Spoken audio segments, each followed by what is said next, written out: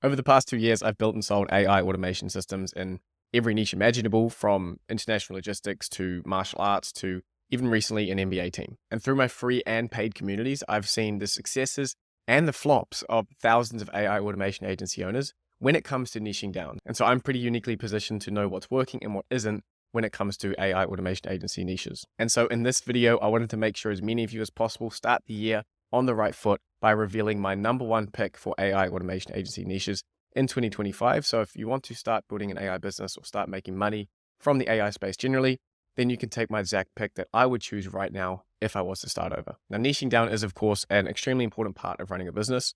It affects basically everything you do, from the skills you need to learn, like if you're specializing in a certain area, the kinds of clients you're going to work with and be targeting and reaching out to, the way your business operates in terms of the size of the deals you're going for, the retainer structure or the payment terms you take. And all of this determines really the feel and how the business runs. It's such a significant part of it. And it's something I see beginners struggling with all the time. So I want to sort of clarify firstly what niching down is, right? So your agency niche is what I prefer to call as your agency scope. And that refers to what you sell and who you sell it to. So your agency scope can be anywhere from completely general to all the way to fully productized service, where you're selling a specific set of specific product or set of products to a certain set of people, or you can be completely general and unniched and do your best to deliver on everything that people ask you for. And so between this fully general model and the fully productized model of selling a specific set of products to certain people, you have a lot in between. And you have basically different shades of niching down, different stages is what we call it. And so you can niche down by just the industry that you're serving. So I make AI automation solutions for chiropractors.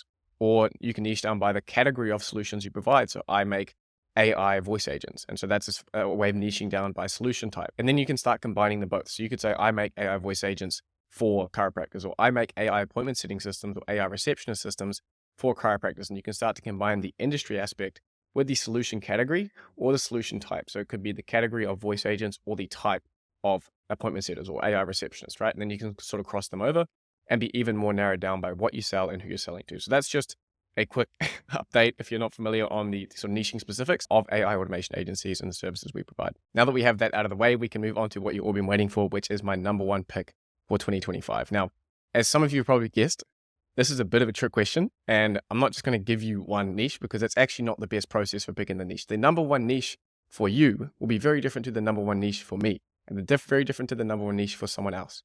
Right, so give me 2 seconds and I'll explain this entire process, but I'm going to give you a worksheet or a process that you can go through to identify the number one niche for you, because business is all about finding your unfair advantage, your unique advantage that puts you far above everyone else, and you can really play your advantage, and that's how you get ahead. You never want to be joining the back of the queue or joining dead in the middle where you are competing with everyone who's on the same level as you. All of us have innate strengths, which I'm going to go through here, based on your background, based on your connections, based on your interest. You need to base your niching strategy on something that gives you a unique and unfair advantage. For example, in my business, Morningside AI, we worked out that our unique advantage, our unfair advantage, is to be building AI automation systems for education and coaching businesses. Why? Because I have my own education and coaching business that, one, I deeply understand the problems in, and therefore I can make much better systems that people actually want. And 2, I have my own business to test it on. So I'm going to go through this worksheet with you now. This is actually directly from my accelerator, and this is the first thing that people come in when they join my program. They go through this worksheet. So I want to give you guys a little freebie of the stuff that we do inside the accelerator, because this is such an important part to get right. And I thought, the new year, let's start everyone off on the right foot as possible. And so for the rest of this video, I'm going to be walking you through the finding your unfair advantage process that I take all accelerator members through. And at the end, I'm going to be sharing with you how you can get this worksheet yourself. And so you can go away and fill that all out and get the best niche for you in 2025. So this process of finding your unfair advantage is really a self-audit, and it's broken into 4 different stages of business access, experience, connections, and interest. So I'm just going to walk through what each of these is about and why it's so important that you analyze this first in order to direct you towards a niche that's best for you. So firstly, we have business access, which basically means, do you have a business that you have access to, whether it's your own? Some people come into this business model with their own business that they're coming from. Or do you have access to maybe your parents or your aunties or your uncles or your best friends or someone close to you who has a business, who will basically give you access to that business, where you can go in and try to identify use cases for AI automation, and you have a very free roam and low pressure environment to experiment and test. This is such a huge advantage, and you should absolutely niche down to wherever you have access to a business, because it gives you that space to experiment and learn. I promise you, if you were coming into this brand new and you're maybe not familiar with AI automation as a skill set and actually doing the technical side, or you've never run a business before, or both, then this kind of freedom that you have and safe space to innovate and test and learn and stumble is the most important thing that you could get, and by far the most valuable thing that you could have. So that's number one, business access. And by the end of this process, I'm going to explain sort of the grading criteria on what you should prioritize and when. But first one is business access. And I've got a little stat here for you. According to Startup Genome, on average, startups have to pivot upwards of 7 times for achieving product market fit. So when you come into this new business and you're trying to find a solution that you can sell that is really creating value for people and you can sell repeatedly to other businesses, you may have to go into this business you have access to and try this and try this and try this up to 7 or more times until you find something that's actually worthwhile. So that's just like setting the expectations. And when you have that safe environment to do it, by far the best thing. So that should be your number one pick. The second part of this self-audit is centered around experience. So all of your past experience. And the idea with this is that if you have maybe worked in the landscaping industry before, or worked in the insurance space before, the experience that you gained in those years or maybe decades that you worked in it is going to allow you to understand the unique problems that that industry faces so that you can create a product or service around solving that problem. Business is all about value creation through problem solving. And so the core of anything you're trying to do when you're starting a new business is finding a valuable problem to solve. And so the experience you've gained allows its first-hand experience, right? So this is allowing you to really pinpoint and target something that you know is painful, that you are kind of data-backed is what I try to tell all the accelerator members. Try to find some either first-hand or second-hand data that this is a problem that's worth solving so that you can start off on the right foot. I have a stat here. Basically, this is going to remove a lot of the guesswork for you, because if you come into a niche where you're completely new to it, you're going to go, well, I'll go on Reddit, I'll watch some YouTube videos. Sure, you can guess your way, but it is literally guessing what problems need to be solved. And again, I want to remind you of that stat. Startups have to pivot upwards of 7 times before achieving product market fit, where they have something that really serves the needs of the market that they're trying to serve. So by doing this and prioritizing niching down based on your experience and understanding problems that that particular niche has, you get to eliminate as much of that guesswork and sort of jumping around as possible. And ideally, you just bang the nail on the head the first time. It's probably not going to happen. You probably are going to need a couple little pivots with the product or the service that you do, but you can sort of get the general area right first time. And that's why experience is so important. The third stage of the self-audit is based on your connection. So who you know, who you have relationships with. There might have been friends, colleagues, anyone in your family even. Basically any connections that will allow you to either firstly talk to them and say, hey, what problems, and try to like leech off their experience. And like I said, the experience of firsthand, like what problems are actually in this industry is ideal. But if you have connections who have maybe 10 years experience in a certain industry, you can have a conversation with them and say, hey, look, what are the main problems that you're facing on a day-to-day? Can you sit down with me for a bit? Maybe you need to pay them a little bit if you're not very good friends with them, or the connection isn't very strong. Or if it's a family member, take them out for dinner, or go make dinner for them if you're really trying to be a good family member, and have a chat with them. Say, walk me through the biggest problems you're facing in your business, and really try to absorb all of the information and understanding they have of their niche and the problems that they face, so that you can then go and create some ideas of services and products that you can recommend to them. Say, hey, how would you like this? What about this? If I could build this automation that would take this off your plate, would that be really valuable?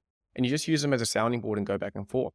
And the second part of why connections can be so valuable is that one, firstly, they could be a first client for you or a free client that you get to build it for. But more importantly, they could also have, if they've been in the industry for a long time, have an extensive set of connections.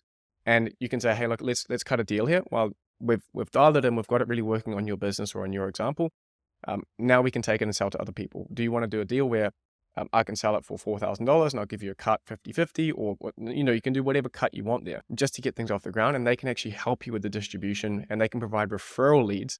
And referral leads, according to some of the data that I've found for us, referrals, as in people, say your connection referring someone to you and saying, hey, look, I know this guy who's got this really cool AI system or this great AI offer for your consulting or education. According to ReferReach, B2B organizations with referrals encounter a 71% higher conversion rate. You also have faster deals overall, with 69% of B2B sales personnel believing that referred leads close faster than other leads per ReferReach statistics. And finally, you get higher value customers through referrals as well.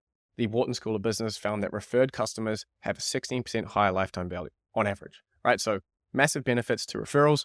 So you can use connections in two ways, either to learn more about their problems they face and really leverage their understanding of the problems that they face on the day-to-day, and then use them as distribution partners if possible. So that's why connections are a massive win if you're trying to pick a niche where you have an unfair advantage. And the final part of the self-audit to find your best niche for 2025 is based on your interests. What gets you really excited? What gets you motivated? And you're really curious about what the potential is for this certain area. Your interest may be centered around a certain niche, as in like, man, I'm really interested in learning how, tradespeople, I keep using the example of plumbers. I just think it's so interesting that at some point, plumbers are going to be using AI throughout their business. And someone's going to be the one to facilitate that and sort of map out the plumber AI stack.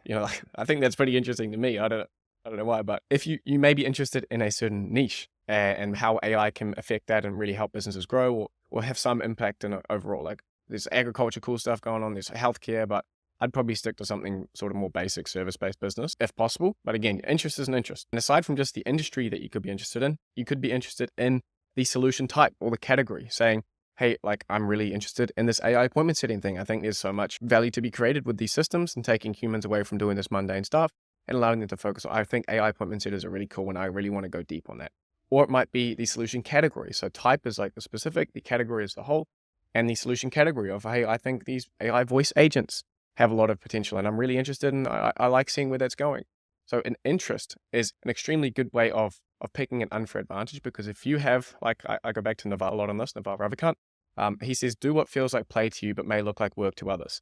And this comes back to his concept of specific knowledge. And he calls that stuff that you can't go to school and be taught it. So specific knowledge might be knowing end-to-end how to implement an AI sales copilot system. You can go to school and get taught math. You can go to school and taught the basics of economics, but you couldn't necessarily go to school or university and be taught end-to-end how to implement an AI sales copilot, right? There's a lot of extra. I could tell you the steps and you could understand it, but the actual implementation of that, there's a lot of extra stuff and specific knowledge that's gained, like the potholes along the way that you need to dodge. And so he says specific knowledge like this is extremely valuable and we should all try to find it to be really successful. And specific knowledge is found much more by pursuing your innate talents, your genuine curiosity and your passions. If you're not 100% into it, somebody else who is 100% into it will outperform you, and they won't just outperform you by a little bit. They'll outperform you by a lot. And so to bring this back to niching down and finding your unfair advantages here, I can use the example of myself, at least. I am absolutely obsessed with this AI and business thing. And it is just, and content creation as well. This is something that's just, I've found the perfect mixture of things that interest me and that I'm good at. And that's why you've seen me, if you guys have been watching me for a while, really just absolutely take off in the past few years. And I'm so grateful for that. And while I am, of course, grateful for the monetary stuff and everything that comes with it, but I'm actually more grateful that I found something as a job and as a career that combines all of my interests and also matches my talents and skills, if you want to call it like that. And I've seen time and time again, people try to copy what I'm doing or try to also get into AI because they just see it as a shiny object. And because they don't actually love it, they just get like a fraction of the results that myself and my team have got. So please, if you are looking for a niche, the interest and something that actually motivates you and you're really interested in is a significant factor. But I do see interest and passion as a nice to have in this case, and also as a last resort. So if you give me a second, I'll break down how these different things. We've got business access, we've got experience, we've got connections and interest. So breaking down the scoring criteria, business access is number one. If you were looking to pick your ideal niche for 2025, wherever you have access to a business should be the place you start. That is by far the most important thing. Even if you're not super interested in it, trust me, if you start making progress and making money from it, you kind of get naturally interested in it as well, to a certain degree. And if you don't have business access, the second best option is a niche where you have both experience and connections, right? So if you have experience to know the problems, connections to help sell that and distribute it, that's second best. And then third best is if you have either connections or experience. So one or the other, that's third best. And number four is if you don't have any of those options, you just have some interest in, hey, these like AI automation and building things on Make and Airtable and stuff seems interesting, or I'm interested in voice agents. Just having some kind of interest is the bare minimum and the bottom tier of this. However, interest can also be added on top of all of those. So if you have business access and you're really into it, that's even better. If you have if you have experience and connections and you're really obsessed about it, then that's even better. So interest is more of like a nice to have and like a jet fuel or a rocket booster that you can strap onto your niching selection and your business as a whole. But if you do have the business access, experience, connections, etc., and don't have interest, don't worry about it. But again, to reiterate, priority should be business access and then experience and connections. Interest is a nice to have. And also, if you don't have any of those three, then interest is a good last resort. So if you don't have any other option, do what you're interested in. All right. So that's the breakdown. And if you don't have anything that you're interested in the AI space, then go out and watch some videos. Go and watch more of my stuff. Watch more of other people's videos. There's so much out there. If you just find something to latch onto and you go, wow, that's interesting. If you feel that pull, like you want to go and have a play around or learn more about it, that is your niche and that's what you should stick to. So I want to just wrap this up. Now it's probably been a bit longer than I planned, but I got in a little bit of extra explanations in there to share with you guys. But the resource that I want to give away is actually directly from the accelerator, as I said. So my accelerator program, paid program, I have my free community as well. As soon as they come into my accelerator, they use this exact worksheet that I'm going to give you access to. And to get access to it, it'll be in the first link in the description. You go in and fill out a little form. Then it's going to be sent to you directly via email. And that's how you can get this entire worksheet that I put my accelerator members through. So again, sorry to bait and switch you with that title, but I hope you got to the end of it and you realize that I'm actually trying to do this for your own good. Don't let someone like me or other people be like, that's the right niche for you. You need to do this. Unless I sit down and have a chat with you, of course, and you're on my Q&A in the free community. But don't try to be spoon-fed either. Oh, I heard there's a lot of money in real estate, so I guess I'll go into real estate. No, use your brain, follow the exact process I've just given you.